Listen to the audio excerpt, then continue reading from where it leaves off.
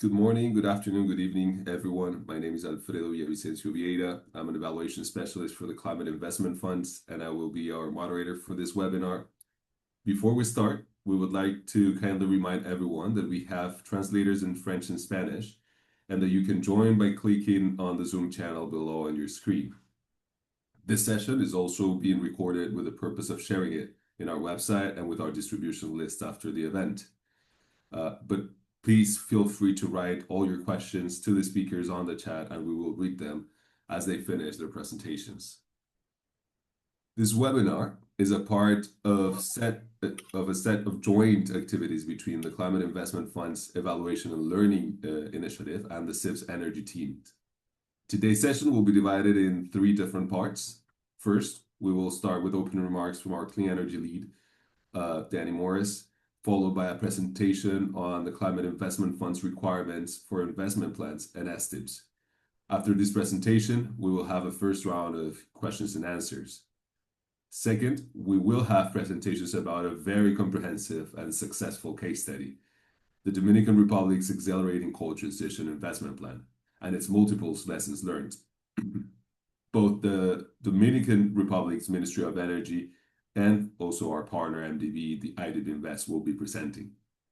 After these presentations, we will have a second and final round of questions and answers. Finally, we will have closing remarks by the industry decarbonization lead for the climate investment funds, Siddharth Dasgupta. Without further ado, I would like to give the floor to the climate investment fund's clean energy lead, Daniel Morris. Thank you, Alfredo. And good morning, good evening, good afternoon to everyone. It's great to have so many folks on the call, and we are very happy to be speaking with you today. I think that the investment planning process, while it's quite complex, is really an exciting one because it helps unlock a lot of opportunities that exist within any country to pursue their climate goals. I presume many of you on this call are familiar with the climate investment funds. If there are any of you who are not, we are a fund, financial intermediary fund that works with 6 multilateral development banks to help unlock flexible financing for climate solutions across the gamut of climate activities, whether that be in clean energy, industry decarbonization, nature-based solutions, and adaptation. We've been around for 16 years and have received more than 12 billion in contributions and pledges to help deliver low-cost, long-term financing to more than 80 developing countries. The model that we have is one that empowers countries to bring together different actors, their own government ministries, multilateral development banks, the private sector, civil society, labor groups, and other actors to help drive transformational change. The core vehicle of that work is the investment plan, which is meant to mimic a lot of the processes that are already within multilateral development banks, but with a specific focus on the type of transformational change that can be achieved through the use of concessional capital mobilized by the CIF. Now, the investment planning process has been around for a number of years, and if you'll indulge me for just a minute, I'll take you through a bit of a history lesson that helps us understand where we are today and where we want to go moving forward. When climate investment funds were established in 2008, the investment plan was really the only way to mobilize CIF resources. And that process sort of was initially started with a small group of countries in the Clean Technology Fund. And then as other programs were established in the Forest Investment Program, the PPCR, and SREP, the Scaling Up Renewable Energy Program for low-income countries, we saw it take different iterations and countries work in different ways to best execute their investment plan. It was a learning process, and some countries were quite successful and were able to mobilize a significant amount of resources. Others were not as successful, or there were lessons learned that could be applied to other investment plans. And so the first group of investment plans, of which there were a significant number, really helped us understand, at least at a high level, what types of processes help countries, where do countries need the most assistance, and what types of activities are maybe not as useful for helping to develop these strategic approaches. This is important because I think it reinforces what we're trying to do with the investment plan process.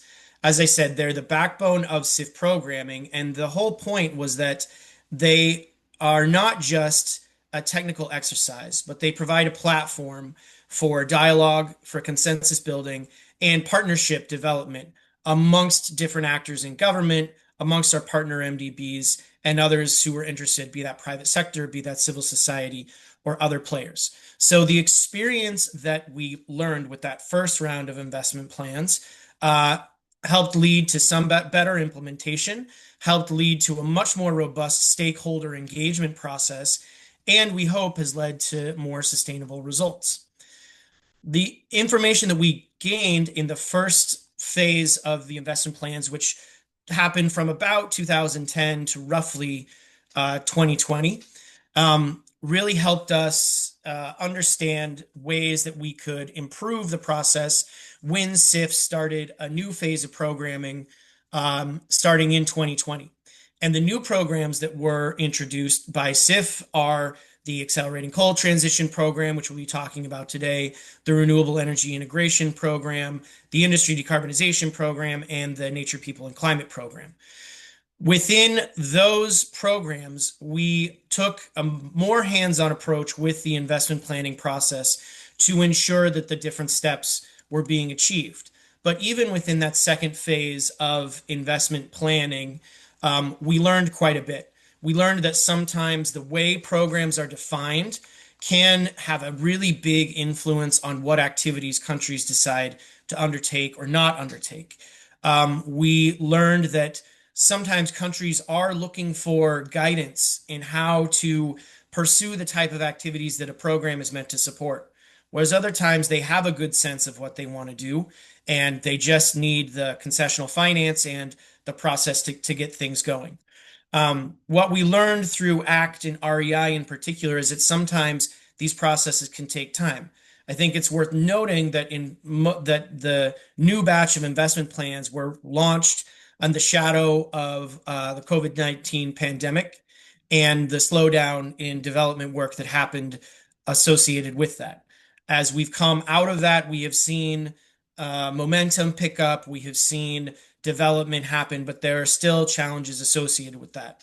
We also learned that when you go into an investment area that is quite complex, it can lead to delays that maybe weren't foreseen.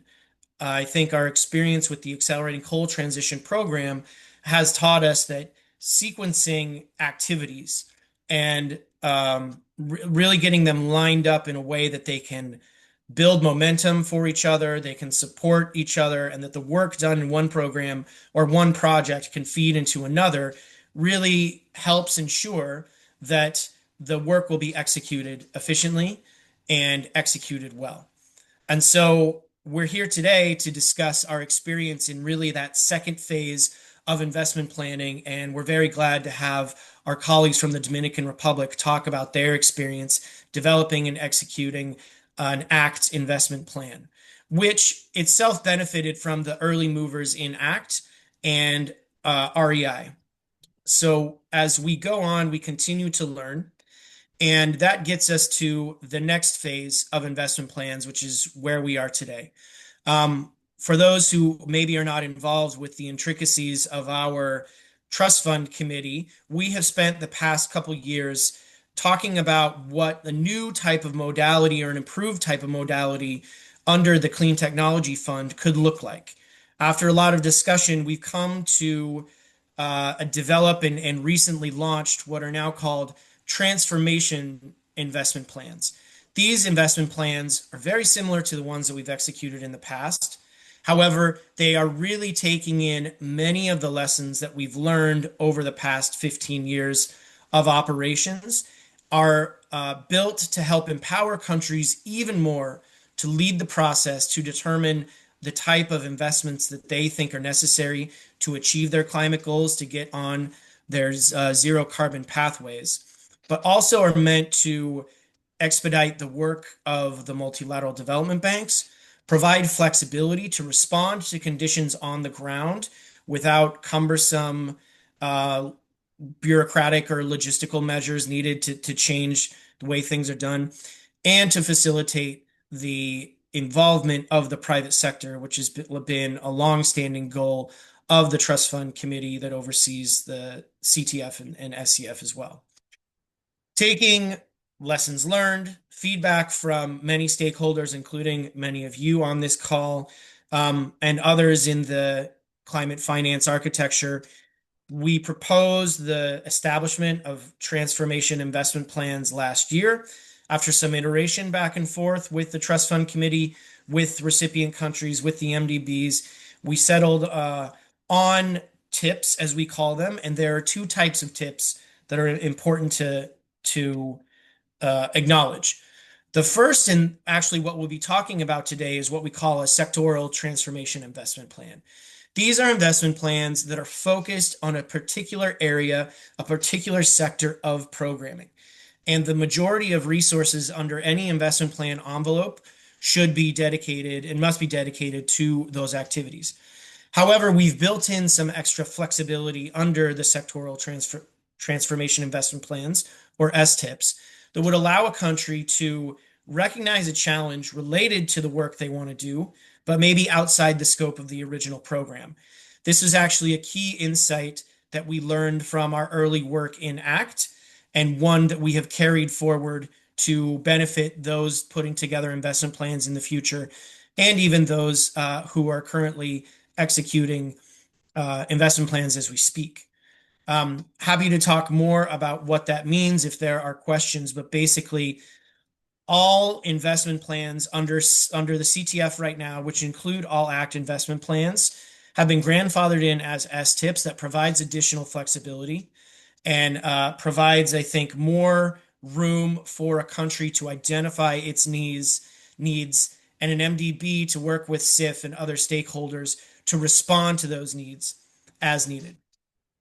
Um, those STIPs are also the vehicle through which the industry decarbonization work will be occurring. And I know many of our colleagues on the call today are from countries who are either looking to execute an industry STIP or hoping to execute an industry STIP in the future.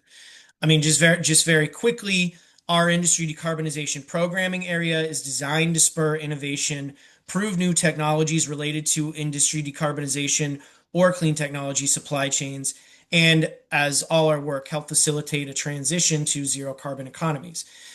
This work can happen across the spectrum of high emitting, hard to abate industries that include steel, cement, chemicals, aluminum, even textiles. It was really up to the country to identify those key industries for themselves. And those industries that might face challenges related to high capital costs, high technology risk, market barriers like limited offtake for low carbon products and other things like that. So within that scope of work, we invited 7 countries to prepare industry STIPs, and they're just at the beginning of those processes. So I think many of you are probably in the space of trying to figure out how you're going to execute an industry STIP over time. What we hope you'll take away from this conversation are a better understanding of how investment plans and specifically STIPs can help you achieve your goals, how working through the process can be beneficial for everyone involved and ultimately result in more bankable projects over time, and will allow you to sync up your STIP or future STIPs with your existing country goals. Those may be captured by your NDCs, they may be captured by national energy strategies or other long term strategies. But at the end of the day, as this is a country led process, we have built it as best we can to ensure that it can align very closely with the national goals you have to achieving emissions reductions and ultimately getting your economies on zero carbon pathways.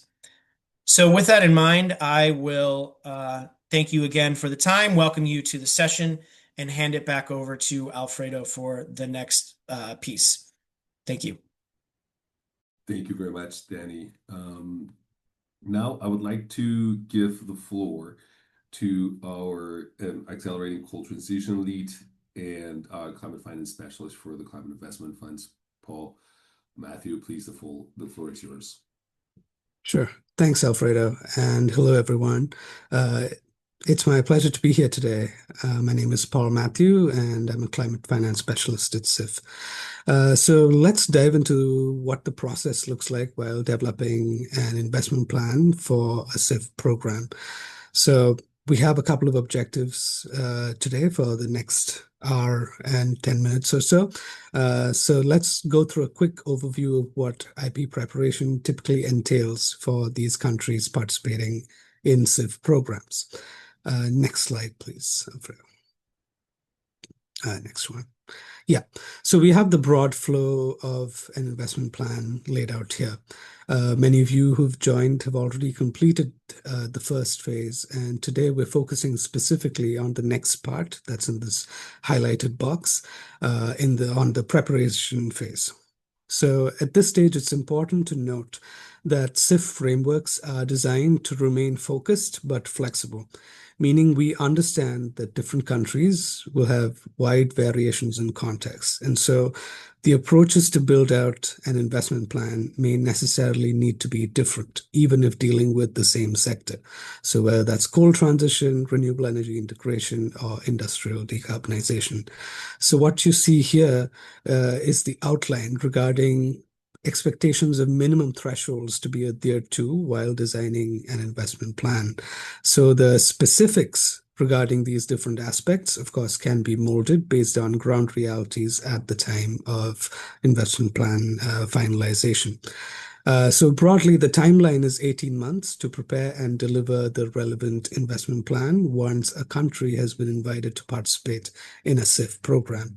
And following this invitation, the countries need to designate a focal point to serve as the main operational contact for all stakeholders over the lifetime of this investment plan, and also to ensure compliance with the SIF guidelines. And this focal point will also work with the relevant MDB partners and then nominate a coordinating MDB amongst them to be a central resource for guidance, ensuring overall collaboration and communication. Next slide, please. All right, so we start with the scoping mission. So you can see the objective of the scoping mission is to initiate the processes and set the stage for developing the IP. So you see some key outcomes are on screen, basically trying to bring in all relevant partners together to agree on the scope, the existing gaps, and identifying key activities, and then allocate responsibilities to facilitate the final delivery. So stock taking of available baseline studies and data sources needed as inputs for the investment plan can also include national priorities, policies, etc. This is also the stage to reach agreement on the terms of reference for the joint mission, including its composition, budget, the contacts, and the schedule. And then to set up the scoping mission, the invitation should be sent out to the focal points, all MDBs, the observers, SIF, other MCFs, and all other relevant development partners. And these mission announcements need to be circulated prior to the mission taking place, copying SIF. Next slide, please. All right, the Investment Plan Preparation Grant, or IPPGs. So these enable the countries to take a leadership role in the development of the investment plan. And this will be based on the scope that is agreed during the scoping mission. So the IPPG is only requested and approved following the scoping mission. Now, the MDBs will provide guidance to the participating countries on the processes regarding gaining access to the IPPGs. So, in terms of requesting as well as utilizing the IPPGs based on the activities that may be most appropriate for the stage of the process.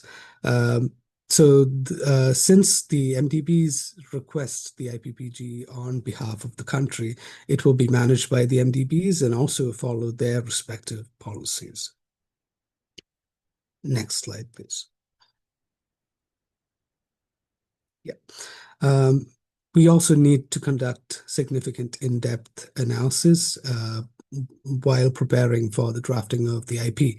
And so this will include an analysis of the SIF's core cross-cutting principles, which we will touch on later.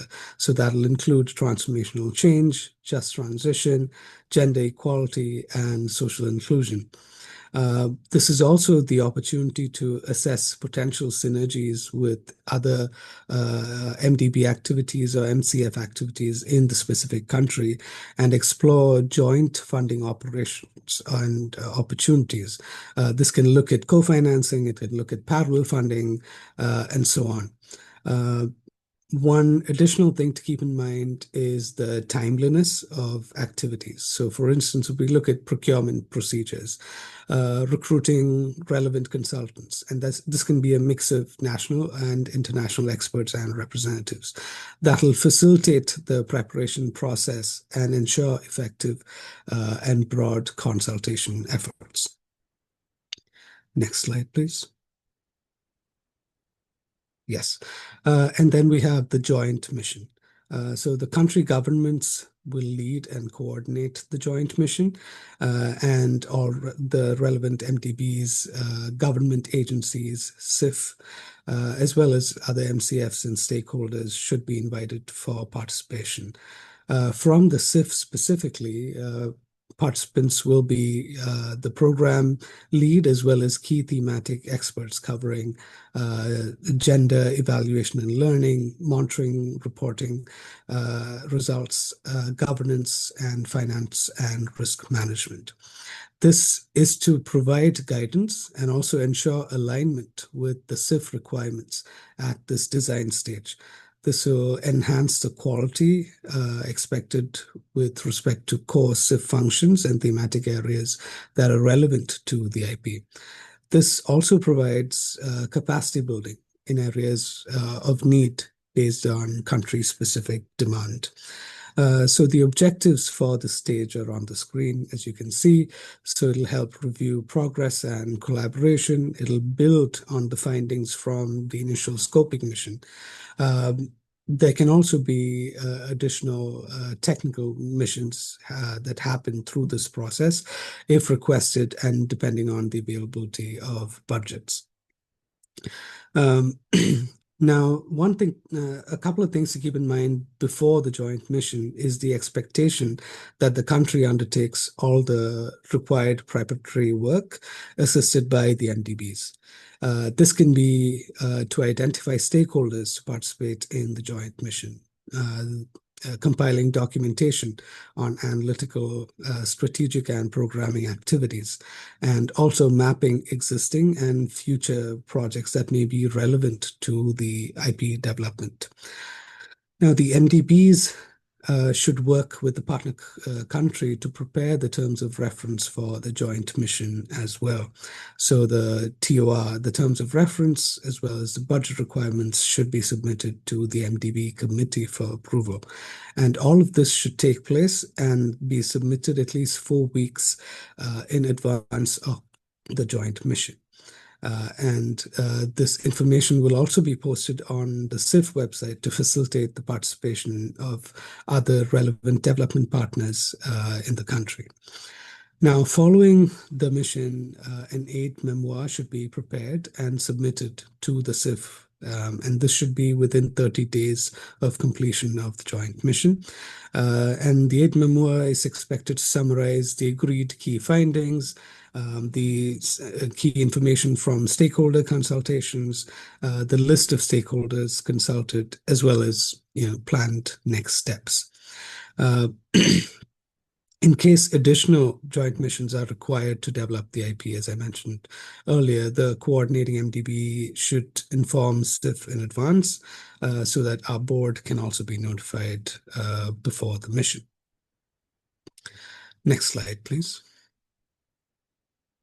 Yeah, and then some other key steps to keep in mind while going through this process. So we have seen from previous experiences with other programs and IP preparations that midterm review meeting is extremely helpful. So this is intended to formalize a sort of joint review of progress on the investment plan preparation, as well as mitigate any risks to timely delivery. It also provides a midpoint to sort of see if minimum SIF requirements are being fulfilled, and also help with live course correction in case of any updates that are required. Then we also have the in-country disclosure. This is toward the final parts of IP finalization, basically to ensure a final and open process to collect public input. And basically the draft investment plan needs to be posted publicly for feedback. And there is also we also suggest conducting an IP validation workshop, basically to convene key stakeholders, present the IP, and then consolidate feedback. And the process is carried out especially with the coordinating MDB, who will ensure that all the submissions received are acknowledged and responded to prior to submission of the IP to the SIF. There also needs to be a SIF secretariat review before final submission to our board, and this can be done in parallel to the in-country disclosure process.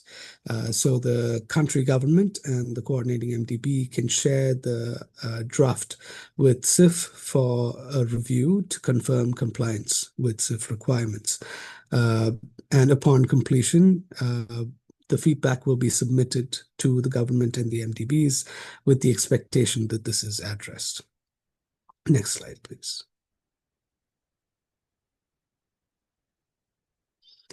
Okay, and this is the final step in IP preparation, which is the submission to the SIF's Trust Fund Committee or the board for endorsement. So you can see the standard operating procedures outlined here in terms of both timings as well as actions. The IPs need to be submitted to SIF at least 6 weeks in advance of the TFC meetings, and then some checks and balances to ensure that all of these processes adhere to the estimated timelines that are laid out. Next slide, please. Yeah. Okay, so coming to roles and responsibilities, there's a wide variety of considerations across this complex map of players. So a summary here is that SIF provides upstream support across a number of areas. So we provide the highly concessional resources that can unlock significant co-financing at scale. We provide a variety of financial instruments that can be utilized based on country requirements. And then this reduces the risk and improves investor appetite and incentivizes market participation. We also provide capacity support as well as knowledge sharing opportunities based on our experience over the past decade and a half. Next slide, please. Yeah, and then for the remaining participants in this process, here's a quick summary of things that were already touched on in previous sections, compiled here for an aerial view for clarity. So I won't repeat myself, but it is here for reference. For now, let's skip to the next slide, please, Alfredo. All right. So we went through the process. We also have some core principles that need to be considered while developing an investment plan for a program. And so we have some SIF specific core principles. Next slide, please. We'll start with transformational change and impact. So the first words on SIF's vision includes accelerating transformational change. And that's why we've built a platform called the Transformational Change Learning Partnership that has jointly developed the transformational change framework you see here. That includes the definition, the dimensions, the signals, and different parts that come together to provide a comprehensive whole. So when developing an investment plan, it is good to ask at least the following questions regarding each dimension. So for instance, when you look at relevance, you look at the alignment with and attentiveness to the goals and context through the lifetime of the IP. You should also look at systemic change. So basically the fundamental shifts in the system structures and functions that may be affected by interventions related to the investment plan. You should also consider speed, basically accelerating impacts to achieve the appropriate speed of change to take advantage of specific moments, whether that be political movements, whether that be moments in terms of innovations in, for instance, clean energy. You should also consistently keep in mind the scale that contextually large change processes and impacts affect a wide range of stakeholders in the country. And then you should also consider adaptive sustainability. So as touched on earlier, sort of doing live course corrections to ensure the robustness, the resilience, and the adaptiveness of change. Next slide, please. SIF has also made it a priority to ensure its investments benefits everyone equally, while recognizing distinct perspectives, situations, and needs. So when empowered to make decisions, different levels of society are able to take action, to innovate, and drive change, all to deliver long-term, long-lasting results, whether that be at the local or the national level. So we want to support the success of people reached by our investments, and you can see the practical steps to incorporate these considerations throughout the planning process. That whether by consistently involving relevant and key representatives from CSOs and women's groups and vulnerable organizations, as well as engaging at the high level with, for instance, the Ministry of Women and Children, gender focal points, and so on. And yeah, so this is incorporated essentially at the start to ensure that we finish well. Next slide, please. Now, the just transition discourse is continually evolving, but our research as sort of thought leaders in this space have found two sort of common principles represented by the X and Y axes here. The first axis, the y-axis, is a focus on ensuring meaningful social inclusion in the transition process. So a just transition means engaging diverse groups in ways that go beyond traditional consultation methods. So providing forums through which stakeholders can meet and contribute, as well as co-design change processes, is very central to a just transition process. And then the second element along the x-axis is distributional justice, which is an emphasis on ensuring the fair distribution of potential transition costs and benefits across society. Now we have the dotted line that depicts the fact that there is a broad spectrum of just transition approaches. Some are narrower in focus, and then others target transformational change that maximizes transition benefits for everyone involved, while targeting structural drivers of inequity. And this is all attained through highly inclusive processes. Next slide, please. Yeah. Stakeholder engagement and mapping. Again, you can see how to think through this process through the different stages of planning. And as I mentioned, starting well will help you finish well. And this is something that we've seen time and time again with previous examples.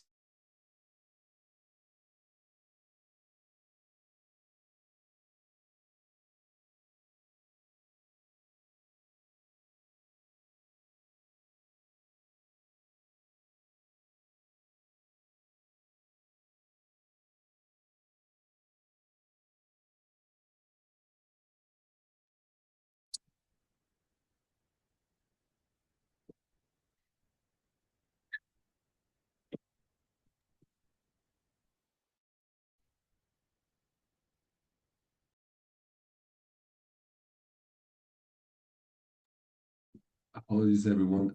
I believe Paul is facing some IT issues right now. Let's wait a couple of seconds for him to come back. Otherwise, we can take over the presentation from this part on.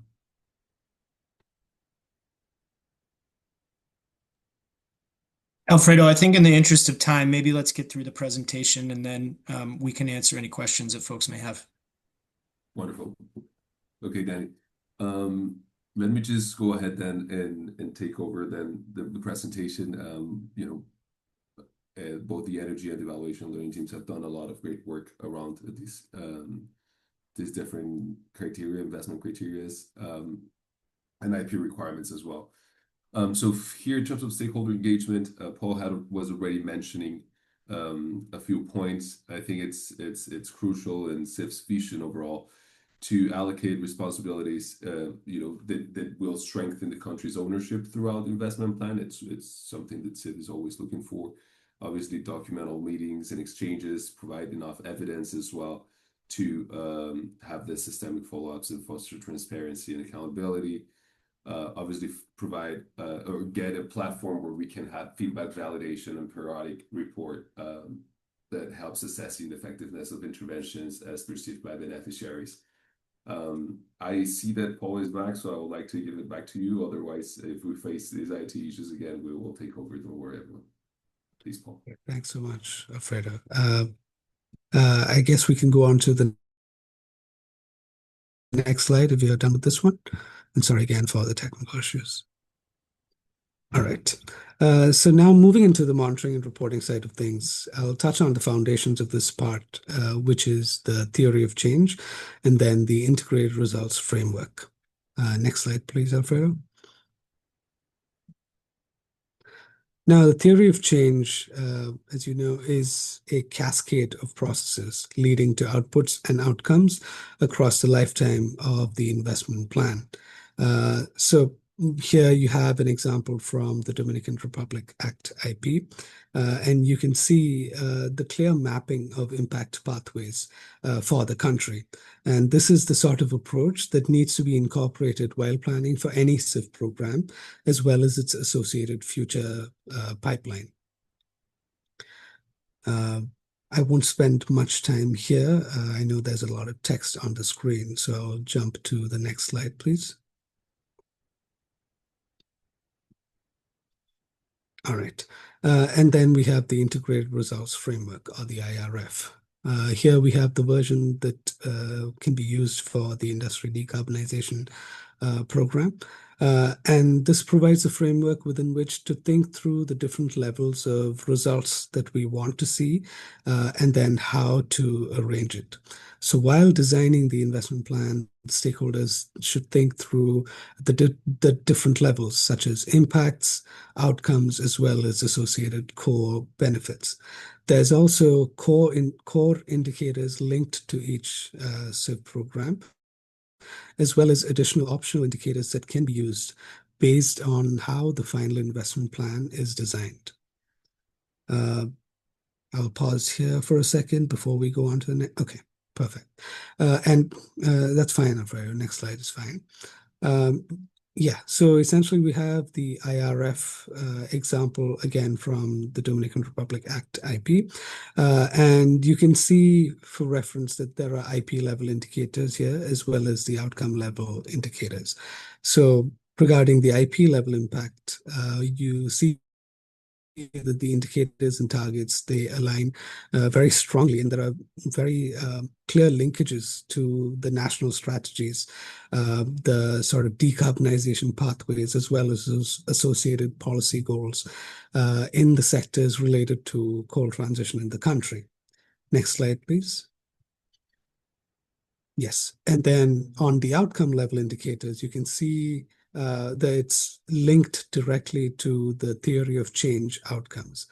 So these targets are informed by the proposed investment plan pipeline. And of course, there is mandatory annual reporting by MDBs for all approved projects that roll out under the investment plan. Next slide, please. All right. I'll stop with this slide. I know I've been talking for a while, but essentially, SIF offers templates and guidance notes for all of these different pieces that have been mentioned here. They're on our website, but also our teams stand ready on this call as well as after this call to support based on any of your requirements. So as mentioned before, you can see the 18-month timeline for investment plan preparation as well on the screen. All of this was theory, so it is quite broad, but we can now look forward to understand very specific lessons learned from the following speakers we have here from the Dominican Republic based on their experience going through the entire process over the past years. So thank you all for your time. And over to you, Alfredo. Thank you so much, Paul. I hope everyone can hear me better now. I'd like to, I think perhaps in the interest of time, I think while the audience makes or write the questions in the chat, I think it's better if we just go ahead and move with our next set of speakers. So having said that, let me quickly introduce our next speaker, who will be providing an overview of the Dominican Republic's Accelerating Coal Transition Investment Plan. Shadia Abreu is an attorney and energy specialist with over 9 years of experience in best practices of clean energy transitions, market development, and investment in infrastructure projects in the Dominican Republic, Argentina, and the United States of America. She's currently an advisor to the Clean Energy and Climate Solutions for the Ministry of Energy and Mines of the Dominican Republic, where she leads several initiatives aligned with the country's agenda for sustainable development and the insertion of emerging technologies and policies that will allow the country to accelerate its just energy transition. Please, Shadia, the floor is yours. Thank you, Alfredo. Can you hear me okay? Yes, I can. Okay, awesome. Well, thank you so much for the invitation. I'm really happy to be here and sharing the experiences of the Dominican Republic. I want to start by saying and highlighting two things that Paul mentioned, which is that the CIF has this very focused but flexible approach, and also that it's a transformational change. And I'm going to get into the details of that a bit more next.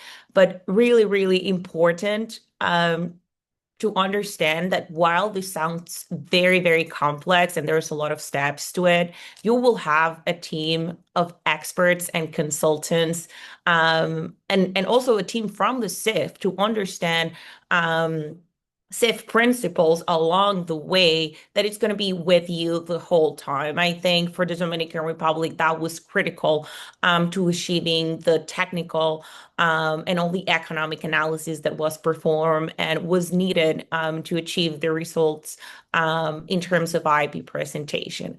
So can we go to the next slide, please?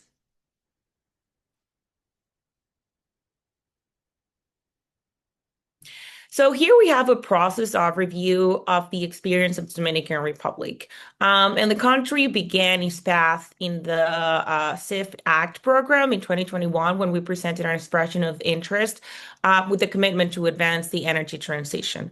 And so in 2023, the CTS Trust Fund selected the Dominican Republic as an eligible country to develop an investment plan. I think it's important to highlight that in parallel, there are a couple of things happening that showcase the commitment to the Dominican Republic to the progressive elimination of coal, which is joining the Past Powering Coal Alliance in 2023. And I think a lot of signals showcasing that the government and leadership, even from the private sector, was committed to moving forward with this idea.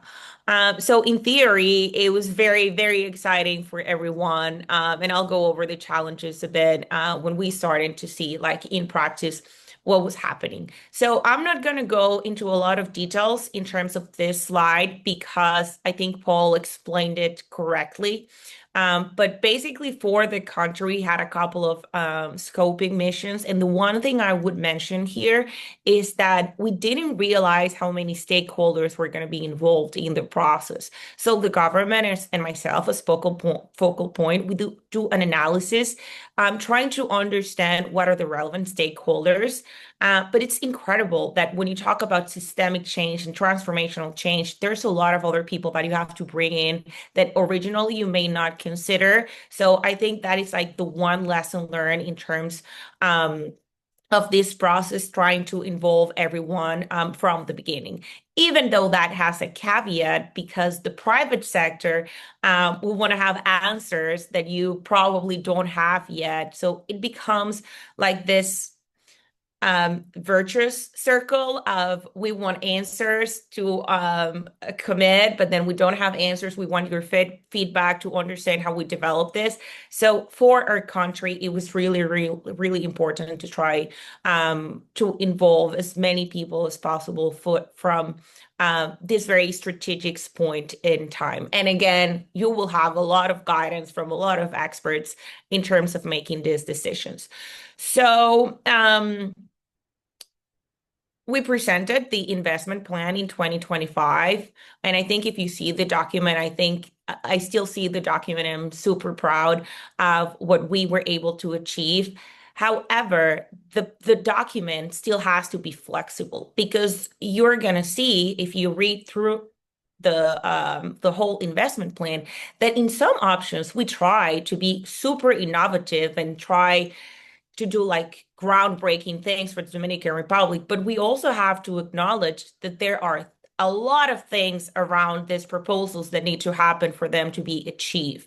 So for SIF purposes and also for the purposes of the achievement of the goals of the program, you need to make sure that there's like a fallback option. And I'm specifically talking about the financial mechanism that we presented, which I think was John Mikel can talk a bit more about that, but I still think is one of the better things that I've done in my entire job. But we're working through making that happen. And the thing is like someone has to bring the idea, maybe the theory, and somehow people follow. So let's go to the next slide, please. When we're talking about transformational change, I think reading this impact statement really showcases what we're trying to say. It's like for the Dominican Republic, we were talking about the replacement or reconversion of coal-fired generation operations of three specific assets, which are actually two because Itabo 1 or 2 are like one in the same place, with renewable energy projects through a just transition agreed by upon the regular actors of public and private sectors, maintaining energy security in the country without the negative effects of the final cost of the electricity supply for the users of the system. I think it's, at least from my personal perspective, it's incredible how much time and effort came from everyone to come up with this document. And I think that only reflects that the realities of the Dominican Republic have to be reflected in your impact statement. And what do I mean by that? So the narrative, like the wording of saying retirement, was shocking for everyone. So just by changing or tweaking a couple of words in terms of replacement or reconversion, which if you think about it, at the end of the day, it's the goal of the program because you cannot keep the country without a really big percentage of the energy it requires. You're just replacing the assets with more sustainable solutions. But sometimes the narrative and like the choice of words can have a really big impact on understanding cultural values of the Dominican Republic. And another two things that here were critical for the country were energy security and the negative effects on the final cost of the electricity supply. So you may all know that energy systems and the electricity sector can be particularly challenging.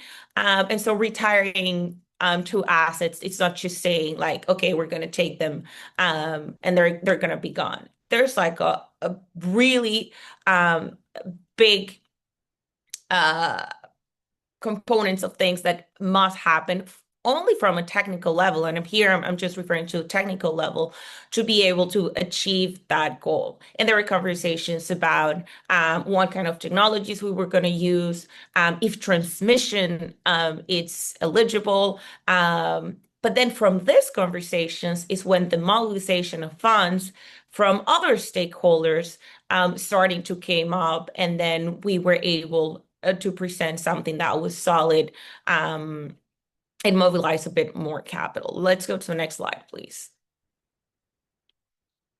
So from this slide, this is like a brief graph of our Have Island. I think this is where you can, like, where the idea of flexible but focused is reflected. And also the main principle that it's critical to identify what your goal is. So the Dominican Republic still has these three assets, coal-fired assets left in the country. However, there's one of them, which is the one that you see in the center called Punta Catalina, that was a really big investment from the government. And now it's critical for energy security purposes. It's critical for a lot of different reasons in the country. So the decision when the IP was presented is like, as of now, this asset was not going to be part of the plan. However, in the long run, what we're trying to do with these other two assets will be an example of the possibility that in the long run, this could also be a part of the program and all the not only environmental benefits, but all the economic benefits that not relying on imported fossil fuels will have for the country. So I think there's a lot of different things that each country will have that are particular to the country, not only from a technical perspective, but here also from a cultural perspective. Let's go to the next slide, please. And so when you think about your country, I think no one knows more about your own realities than yourself. So the person representing the country. And for our case, there are a lot of like cultural values. There are a lot of like particular situations. Maybe just one example, it's like the value change associated with coal was way less than in other countries because there's no coal mining in the Dominican Republic. So the labor involved was way less compared to this proportions that you would expect because all the coal from the country is imported. And so in terms of following these guidelines from SIFT, we still were able to follow the three components that are showcased here, but at the same time, we had some room to be flexible and to play around the areas that were going to make the plan happen. Because I think at the end of the day, the main goal is that you propose something that is achievable and that the country will be able to follow through until the implementation phase. So these were the three components for Dominican Republic. The first one was referring to the regulatory framework, which for us, it's really, really important, especially because there are no rules regarding retirement. There's still our legal framework is kind of outdated. So for the insertion of the new technologies that were proposed under the program, this part was critical. The just transition part was something that for me was extremely beautiful to talk to all the communities, to have everyone involved, and to understand how the leaders in some parts of your country are actually expecting for the government to take some action for them to follow. And then component three, which is the let's call it the more technical part, which was accelerating the retirement and replacements of the assets, and also enhancing the national interconnected electrical system, was really spectacular to see how many solutions are already that we can use as a benchmark, and we can implement in our country that probably we haven't thought of. So just the process of coming up with this IP, it's really an incredible brainstorming process that it's really helpful, not only for governments, but also for the owners of these assets, which for the case of Dominican Republic were mostly the private sector, because then um, they can start thinking about new and more creative solutions that in the long term are going to be more feasible than the options that are currently available. Let's go to the next slide, please. And so I wanted to bring you some pictures of our process. I think for this particular one, talking about carbon markets in the Dominican Republic, I would say a year ago was like a workshop that would have not brought, like, I don't know, five people, and even less from the energy industry. But I think with this initiative and with another initiative that the country is working on, we were able to have everyone in the country talk about the benefits of carbon markets. So sometimes spreading the word, getting people to know and getting people more familiar with new solutions.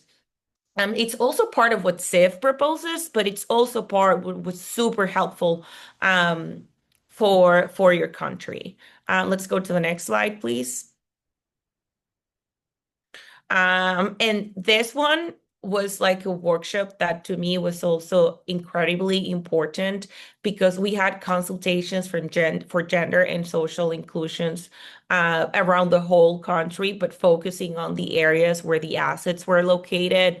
And I think I've never seen a group of people so actively participating in a workshop to make sure that their voices were heard, but also make sure that new things happen. So this kind of things also again showcase the importance of bringing everyone together and having a collaborative effort for your investment plan. Next slide, please.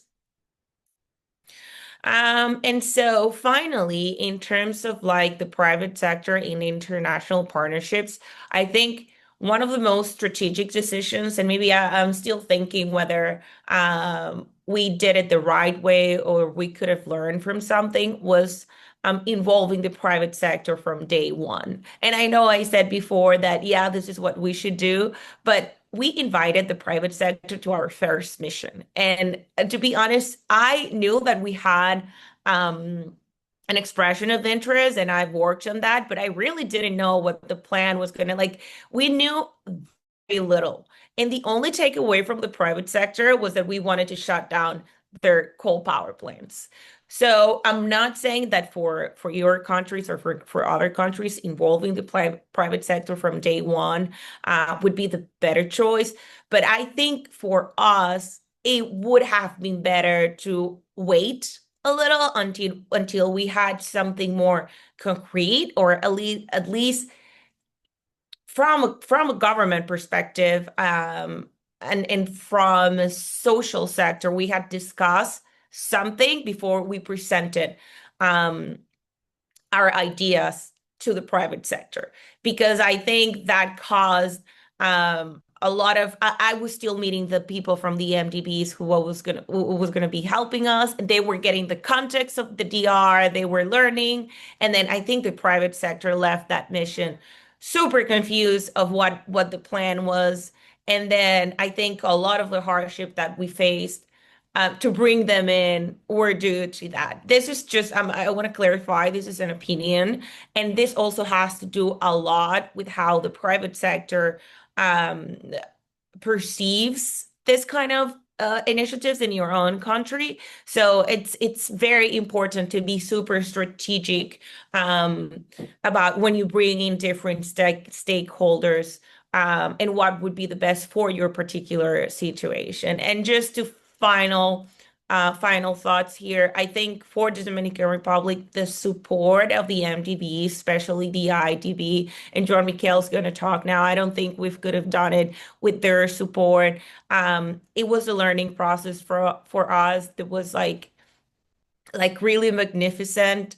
Um, but at the same time, the passion that the people behind the MDBs and the CIF have for making things work is something that was really valuable for the experience of the Dominican Republic. And I'm sure it will be valuable for other experiences. So, Alfredo, back to you.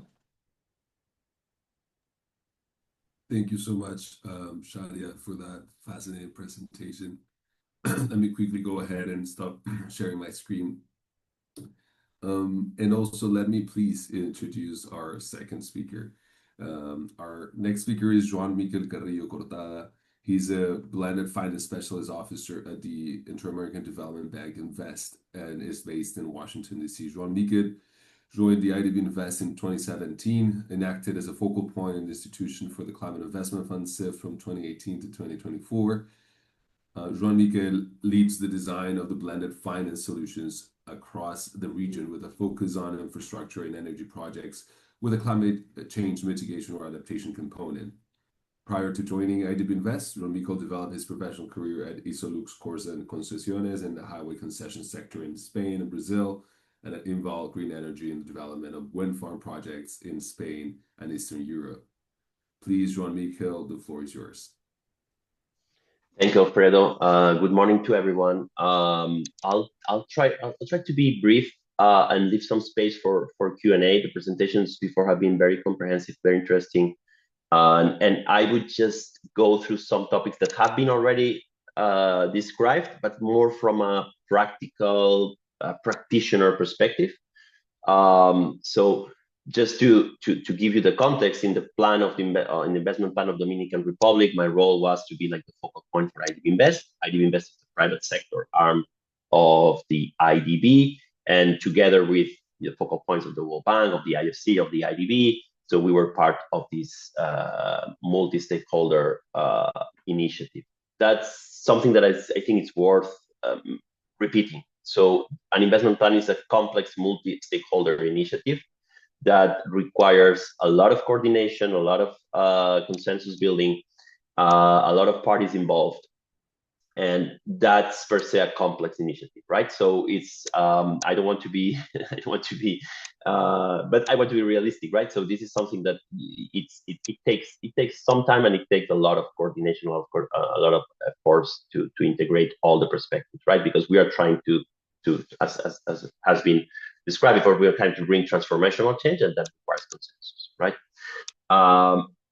So I will speak about three main areas, and I'll give you my tips for things that I've seen happening, things that are positive, things that can be improved, things that my personal thoughts.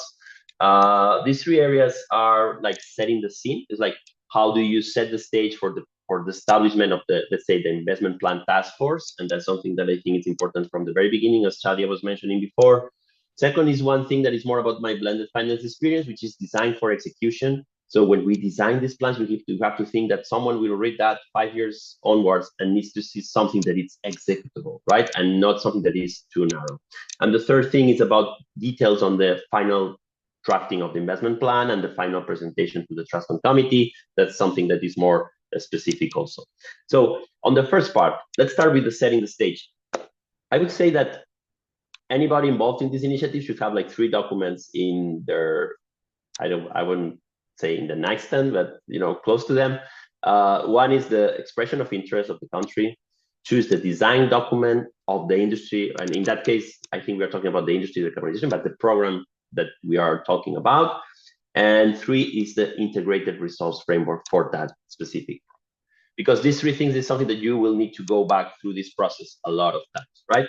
Starting with the expression of interest, I think it's important to have everybody have in mind what the country proposed to the CIFs, and that was what was approved and selected by the independent expert review, and then some allocation of resources have been done on the basis of the expression of interest. Why I'm saying that? Because when you enter in that complex multi-stakeholder process, you will see a lot of people coming that has same first time that learn about this initiative. So you will see a lot of ideas floating. Those ideas may not be necessarily related to the context of the program, right? So it's important to go back sometimes to the expression of it, to say, remember, this is what we said here. That is what we have to do. We have to concentrate on these things. And what Chadia presented in the impact statement, I think it's very good to have this approach of having like a statement that concentrates what you want to achieve, right? And that's very much, in that case of the Dominican Republic ACT plan, it's very much related with the expression of interest. It's almost the same type of expression. So that's on the expression of interest. I think it's important to keep that in mind all the time. Second, design document. You will see there in a lot of situations, you will see, okay, I need to understand what product can I use? What is the tenor, the maximum tenor? What is how I structure this? So the design document will help you to understand a little bit that, and the integrated results framework will help you also in the final stages when you are building the monitoring framework for this program. That's the first part. Second part within that setting the scene area is the investment plan preparation grant. So this is a strategic, and this has to happen really soon in the process, right? So once you have been allocated the resource to develop an envelope to develop an investment plan, you have access to this investment plan preparation grant bucket, which is strategical because will help you hire the knowledge and the coordination that you may need to manage this complex multi-stakeholder process. So here, for instance, in the DRICT program, what we did, we hired 6 different studies that we felt we needed in order to understand better the topic. So we had a system modeling of the energy grid of Dominican Republic, because we wanted to assess, okay, what happens when this asset goes out of the system, how the system can react, what does the system needs to sustain this. So we had also the just transition consultant, we had the environmental and social consultant, we had carbon market consultant. So we had 6 of them, and we have one of them that was a coordinating consultant, and I think that's really important. Keep some budget for a coordinating consultant, for someone that is in charge to coordinate the others or subcontract the others or somehow, and also coordinate the final delivery of the investment plan. Someone needs to hold the pen, someone needs to coordinate all the parties involved, and I think it's important to keep in mind that that would be something, a good use of the investment plan preparation. Right? Also in that topic, the role of the CIF Secretariat. So I think it's super important to keep the CIF Secretariat involved, especially at the beginning of the investment plan process, because there will be a lot of questions that go back to the design document or the integrated results framework, but it's better that you have someone that can really interpret these documents and is in the room with you and gives certainty to all the participants on this process, rather than second guessing what the CIFSEC would say, wanted to say in that document or in that paragraph of the document, right? So just have them involved, especially at the very beginning. So any structuring questions that you may have, they can provide an answer super faster and keep the conversation. That keeps the conversation flowing faster. And finally, the role for this first section, the role of the coordinating MDB. So here, what I would say, it's a critical role. It involves a lot. It's really a huge endeavor. One thought that I have here is that when we are talking about investment plans that are going to be really focused on private sector interventions, consider the option that a private sector-oriented MDB is the one leading and coordinating that process. Why I'm saying that? Because after the investment plan process ends and is approved by the trust fund committee, then the private sector oriented MDBs would be the ones in charge of deploying the program. So if then there may be like a transition here that even simple stuff like, okay, the rights on the consulting work that has been produced before has been hired by another MDB, so you need to have rights on that so you can keep working on your area. So there are some things that I would consider, and also the approach of a private sector oriented MDB that can help in the sense of drafting a program that is more prone to execution, which is the next part of this presentation. So design for execution. What I mean with that, I would say that if we design investment plans, which is somehow is how we transfer certain amount of subsidies to a certain country to develop a transformational change agenda. So we need to take into account that those financial products, financial instruments that will be deployed to achieve that have to abide to the blended finance principles, right? So you have three let's say, things that you have to combine. One, you have your donor mandate, which is expressed on the design document of the program. You have your client requirements or your country requirements. So in that case, the investment plan, remember, it's a country-owned process. And then you have the principles of blended finance that all MDBs should abide to. So here, what I want to say, so there are at least three principles that for me are relevant when we think how you design for execution. First one is additionality. So one of the things that you see is that when you have this budget envelope available for the country, there are some requests that are based on need for funding. But here you have to think about need for subsidy. That's the key. So even if there's a need for funding on a certain sector, which can be related somehow to the program at hand, the question that you have to ask yourself is there's a need for subsidy here. And these resources of the CIF are precious because they involve subsidy. So you have to really be able to target those subsidies whenever it's the need for that market to really happen, that would not happen without the CIF resources. Second thing I wanted to mention is that the commercial sustainability principle, which means that you will see that normally in this type of programs, you have a variety of technological alternatives, of business models available to conduct that transformation. For instance, in industry decarbonization, there are certain technologies available that may derive in this transformation, but somehow we don't know the future, right? And in these processes, there's also a trend to try to predict the future too much. So what I mean with that is like, just keep your program as flexible as possible within the framework of the design document. Because you really don't want to have the situation, which I've been in that situation of reading an investment plan 5 years later and understand I cannot deploy these resources because that technology is dying right now and there's no sustainable business case for that technology, and that program is specific for that technology, right? So here, just try to use flexibility so you adapt to what is the reality of the market moving forward. Investment plans are not plans for 1 year, are plans for 5, 6, 10, 8 years, 5, 10 years, right? So that's something to take into account. Finally, minimum concessionality. It's also important, and Chadia mentioned that before, when you involve the private sector, when is the right time? Here you think that you are trading subsidies, right? So you are in a process of price discovery and you don't know the exact amount of subsidy that initiative requires. So you don't want to go around just showing off your subsidies, right? You just want to think strategically to connect with the industries, but you don't want to enter in a negotiation when you still don't have an investment plan approved by the trust. And that's something that I think is important to take into account. Having said that, just as a takeaway for this second part of my presentation is that try to keep your program as flexible as possible within the boundaries of what is the mandate of the donor and what is the requirement of the country, right? So that's a fine line, but it can be achieved. And just entering in the third part, it's more specific, more about how you deliver the final document. There's something that is, I think it's important, has been mentioned by Paul before, the theory of change and the results framework, right?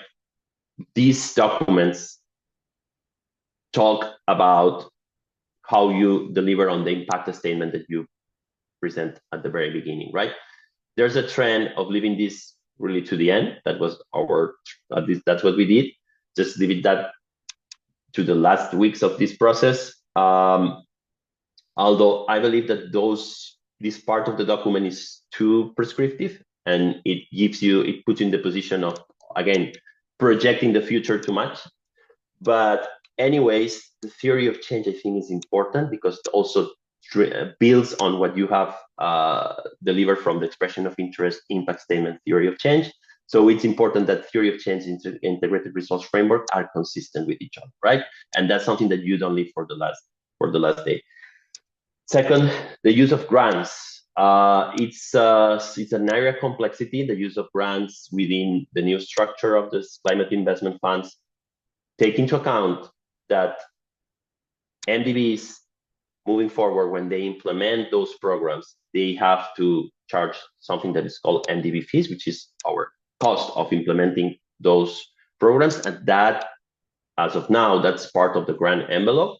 And that's something that needs to be accounted for also from the beginning in the whole bucket, unless there's a change in the policies in the future. So grants are scarce. Grants have different type of uses within the programs. Be mindful of that amount, of that envelope, take care of that, and use it as strategically as possible. And with that, that's all the three areas that I wanted to cover, and also happy to answer any questions. Thank you so much, Jean-Michel, for this amazing presentation. Let me quickly go to the audience and ask if you have any questions. Please feel free to add them in the chat. We do have only 12 minutes, and obviously Sid as well to give some final remarks. But before we get to those, perhaps we can start with a quick reaction to Neil Cole's comments in the chat. I'm just going to go ahead and read it, and please, Danny, Paul, Jean-Michel, or Shadia, feel free to jump in. What remains missing is the critical support for the project implementation of these complex plans. If it is the role of the MDBs, then clear agreements need to be concluded with MDBs. At the moment, it appears to be largely ad hoc. These plans are multi-layered, involving various stakeholders, overlapping policies, and require multi-phased approaches. For implementation to succeed, the plans will require dedicated project implementation units, possibly independent of MDBs. An example, for instance, a finance institution providing a euro 500 million loan to an SOE has allocated euro 30 million for project implementation support. I don't know if any of the speakers would like to have some quick reactions to Neil's comments. Alfredo, I'll start by saying thank you to Neil for the observation. I mean, I think it's useful data for countries who are thinking about executing their investment plans. I do think that these type of things will, to some degree, be country and context specific, right? And that's part of the reason for the process overall. And while it may be prescriptive at times, or it may seem like some steps are not entirely necessary, I mean, part of the discussion is for countries and MDBs and related stakeholders to really figure out what is the capacity to execute these projects, and not only develop a plan, but then develop the corresponding projects, make sure the pipeline that is built during the investment planning process can be executed over time. And so I think it's very useful, and we definitely appreciate the observation. And I think that this, to me, sort of seems like an opportunity for continued South-South learning, and countries that have been through the process to share their experience with countries that are about to go through the process, which is part of what we're trying to facilitate with this session, and what we will continue to facilitate through our Clean Energy Learning Laboratory. And so maybe Alfredo, I can hand it back over to you to very quickly mention Cell and the upcoming events and just very briefly what we're trying to achieve with that. Because this type of observation, this type of finding that Neil has presented, I think is something that would be really useful to have an expanded conversation of within the context of that.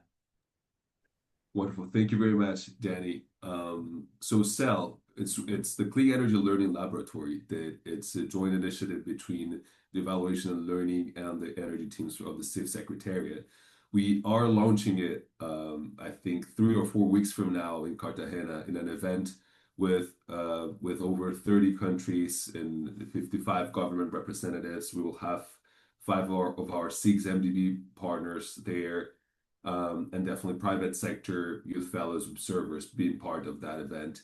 And the objective of CEL overall is basically to have this platform of knowledge sharing that Daniel was mentioning, where countries can share their experiences, particularly on how they have been interacting with CIF's resource mobilization processes. Means, for instance, that we will be having lots of discussions around country platforms, around accessing and integrating CIF's program and programming areas, about how to engage and mobilize additional private sector, and obviously how to meet investment plan or estate requirements. And this is not just part of the overall agenda that we'll have in Colombia, but it's part of the goal of CEL overall. So you will see more webinars coming up for South-South Knowledge Exchange. You will see additional events and knowledge products coming up out of this platform. Having said that, I don't know if there's any final comment. I'll give probably 10 seconds to see if anyone wants to give a final written question or comment. Otherwise, I think we can go with Sid. Thank you very much, Sid, for your time. Please feel the floor is yours.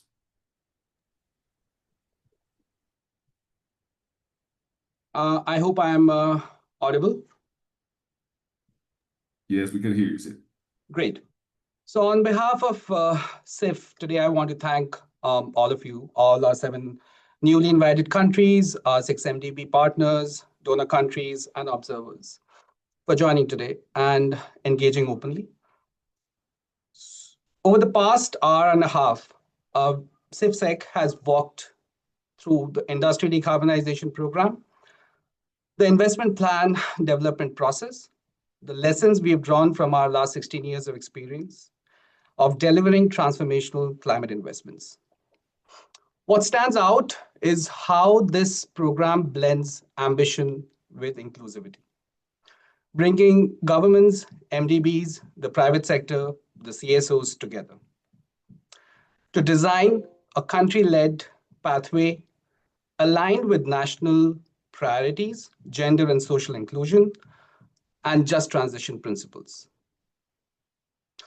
Now we turn to the immediate next steps, which is scoping missions. Scoping missions, as we have already mentioned, will be rolling out in the upcoming weeks. These are pivotal. They will set the foundation for each country's short-term investment plan by confirming priorities, defining the scope of analysis, and identifying opportunities for co-financing and partnerships. They are also a chance to ensure broad, meaningful stakeholder engagement from day one. From MDBs and donors, your technical expertise, conveying power, and ability to mobilize resources will be essential in this phase. For the countries in this first cohort, the momentum you build now will carry forward throughout the entire program. This is not just about drafting the plans. It is also about setting in motion the investments, policy reforms, and collaborations that will accelerate industrial decarbonization and serve as global examples. CIFSEC is here to guide, support, and walk alongside you in making this vision a reality. We look forward to meeting many of you in person very soon during your individual country scoping missions in the coming weeks.